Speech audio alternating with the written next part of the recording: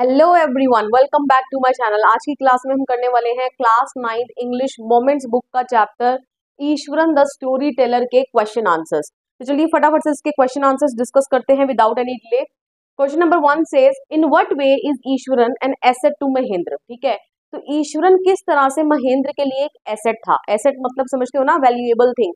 Okay, तो Eswaran was Mahendra cook. सबसे पहले तो हम ये बताएंगे कि ईश्वरन जो था वो महेंद्र का कौन था, कुक था। Apart from cooking he also washed his clothes. ठीक है, कुकिंग के अलावा वो उसके कपड़े वगैरह भी धो देता था। And chatted away with him at night. ठीक है, तो और रात में उसके साथ खूब बातचीत गप्पे भी लड़ाता था। He was attached to his master and followed him uncomplainingly wherever he was posted. ठीक है, तो ईश्वरन का मास्टर कौन हो गया, महेंद्र। तो अपने महेंद्र मास्टर के साथ वो बहुत ज्यादा अटैच्ड था। क्यों? क्योंकि जहां कहीं भी उसकी पोस्टिंग होती थी तो वो उसको बिना किसी कंप्लेन के वहां फॉलो करता था, मतलब उसके साथ साथ जाता था। Okay, he would even narrate interesting stories to Mahendra, और उसको वो इंटरेस्टिंग स्टोरीज भी सुनाया करता था। And entertain him and did not let him feel the absence of TV in his life. ठीक है, तो जो उसको इंटरेस्टिंग स्टोरी सुनाता था, जो सस्पेंस से भरी होती थी, हॉरर से भरी होती थी, तो इस तरीके से वो अपने मास्टर को एंटरटेन भी करता था और उसको कभी भी उसकी लाइफ में जो टीवी की कमी है उसको महसूस होने नहीं देता था। इसीलिए वो महेंद्र के लिए क्या था, एसेट था।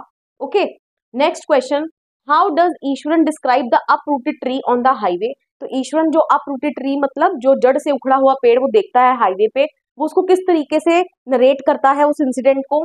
What effect does he want to create on his listeners, और वो अपने लिसनर्स के ऊपर जिसको वो कहानी सुना रहा है तो वो उनके ऊपर क्या इफेक्ट, क्या प्रभाव डालने की कोशिश करता है इस तरीके से। तो Iswaran would not begin to narrate any incident in a simple way. तो ईश्वरन की एक खास चीज है, वो किसी भी इंसिडेंट को बिल्कुल ऐसे ही साधारण वे में, सिंपल वे में नरेट करना नहीं शुरू कर देता। Rather he would try to add suspense to it. वो अपनी तरफ से पूरी कोशिश करता है कि उसको सस्पेंस उसके अंदर ऐड करे। ठीक है, उसको थोड़ा सा लिसनर्स को क्यूरियस फील करवाए। ठीक है, कि हाँ अब आगे क्या हुआ। And give a surprise ending. ठीक है, और सरप्राइज एंडिंग देने की कोशिश करता था अपने हर एक इंसिडेंट को जो वो नरेट किया करता था। He describe the uprooted tree on the highway by claiming that the road was desolate. ठीक है, तो अब वो जो अपरूटेड ट्री उसने देखा हाईवे पर, तो वो उस किस्से को किस तरीके से नरेट करता है, ये बोलकर कि उसने जो रोड थी, स्टार्टिंग इसी तरीके से ही करता है कि रोड जो थी वो पूरी डेजोलेट थी। डेजोलेट का मतलब होता है डिजर्टेड, बैरन, जहां कोई भी आसपास नजर ना आ रहा हो, बिल्कुल सुनसान। Okay, and he was all alone, और वो उस पूरी सुनसान सड़क पर वो अकेला था। Suddenly he saw a large bushy beast sprawled over the road. ठीक है, तो उसने एकदम से एक लार्ज बुशी, बुशी मतलब जैसे पेड़ की ब्रांचेस होती है ना, बुशी, तो वैसे ही उसने एक लार्ज वाइल्ड बीस्ट मतलब एनिमल देखा। ठीक है, एंड वो स्प्रॉल्ड ओवर द रोड मतलब फैला हुआ था रोड के ऊपर। Okay, he was half incline to turn and go back. उसकी इच्छा तो कर रही थी, इंक्लाइन मतलब इच्छा, तो उसकी आधा तो मन ये कर रहा था कि वो वहां से वापस टर्न ले ले, ठीक है, चला जाए।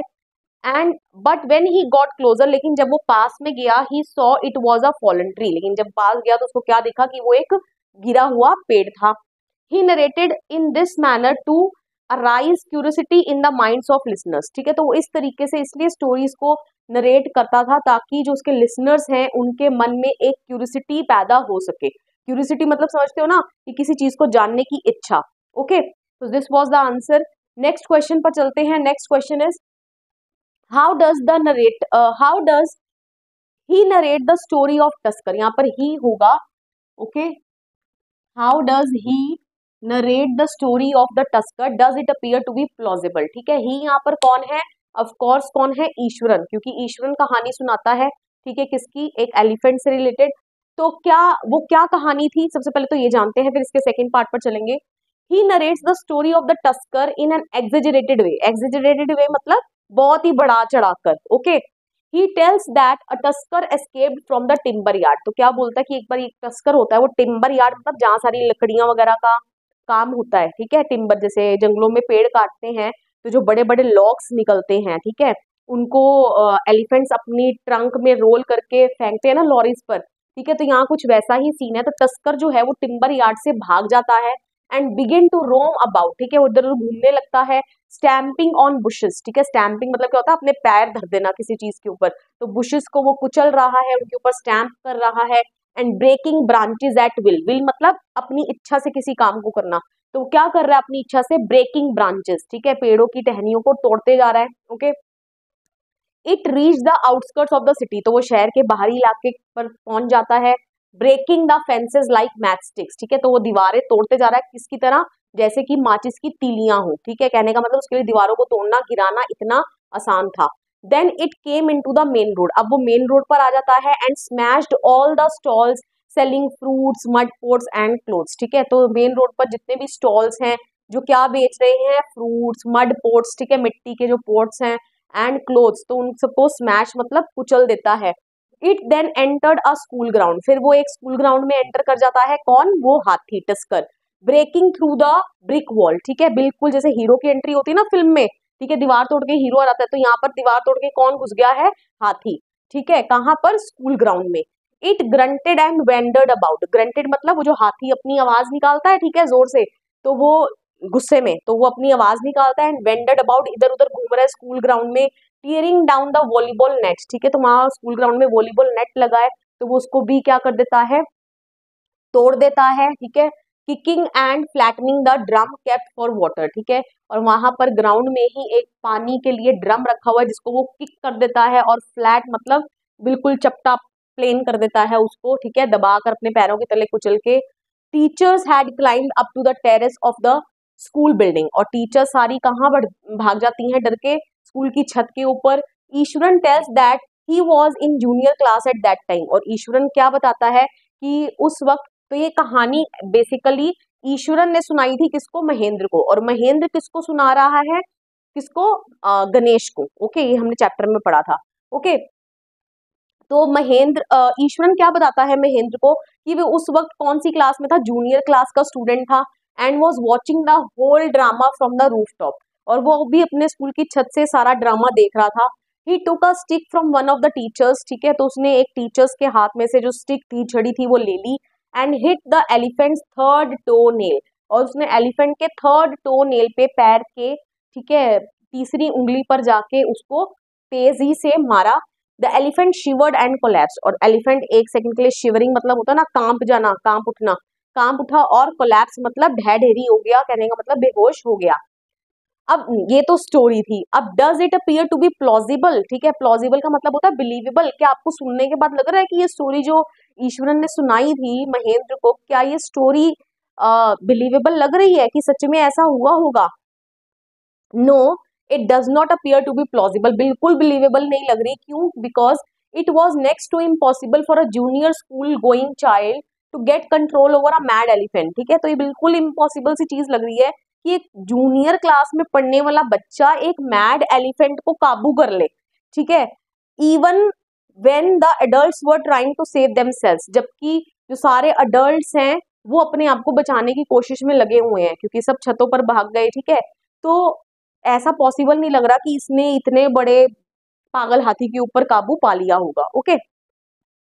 Next question is, why does the author say that Iswaran seem to more than make up for the absence of a TV in Mahendra's living quarters, ठीक है, तो राइटर ऑथर क्यों कहता है कि जो ईश्वरन है वो महेंद्र के साथ रहता है, ऑब्वियसली, तो महेंद्र के लाइफ में जो टीवी की कमी है उसको पूरा कर देता है, ओके, तो ऐसा क्यों कहा ऑथर ने, तो हम स्टार्टिंग यहीं से करेंगे, मैंने यहाँ मार्क कर दिया है, द ऑथर सेज कर लेना बस यहाँ पे, आप इसको जब आप आंसर लिखोगे तो, ठीक है, तो यहाँ पर आप इसकी से की जगह पे इसको सेज कर लेना, ठीक है, the author says that Iswaran seem to more than make up for the absence of a TV in Mahendra's living quarter because he would tell a story full of adventure horror and suspense to Mahendra daily, क्यों, क्योंकि वो रोज महेंद्र को एक कहानी सुनाता था, ठीक है, जो किससे भरी होती थी, एडवेंचर से, रोमांस से, हॉरर मतलब समझती हो आप, डरावनी होती थी, एंड सस्पेंस, उसके अंदर सस्पेंस भी होता था, okay. Whether okay, whether the story was incredible और नॉट, इनक्रेडिबल मतलब बिलीवेबल और नॉट मतलब कि सुनने में चाहे लग रहा हो कि हाँ ये सच हो भी सकती है, नहीं भी हो सकती, उससे कोई लेना देना नहीं है।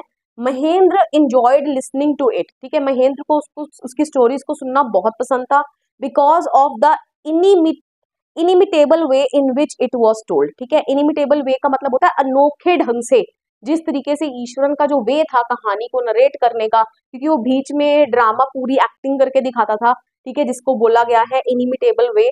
ओके, तो जिस तरीके से ईश्वरन कहानी को सुनाता था वो तरीका ही देखने वाला था, ठीक है, तो उसको देख के ही इंसान जो है वो एंटरटेन फील करता था, ठीक है, ऐसा लगता था कि जैसे उसकी एंटरटेनमेंट ईश्वरन को ही देखकर हो गई जिस तरीके से वो कहानी सुना रहा है। Okay, last question is Mahendra calls ghosts और spirits a figment of imagination, what happens to him on a full moon night. ठीक है, तो महेंद्र कहता है कि घोस्ट और जितने भी स्पिरिट ये होते हैं ये जस्ट हमारी कल्पना है एक, और लेकिन उसके साथ ऐसा क्या होता है एक फुल मून नाइट में, वो हमने एक्सप्लेन करना है यहाँ पे। ओके, तो सबसे पहले तो ये बात कहता कब है पहले ये जान लेते हैं। When Ishwaran told Mahendra that a horrible ghost of a woman appears off and on at midnight during full moon night, Mahendra calls him crazy and tells that this is his figment of imagination.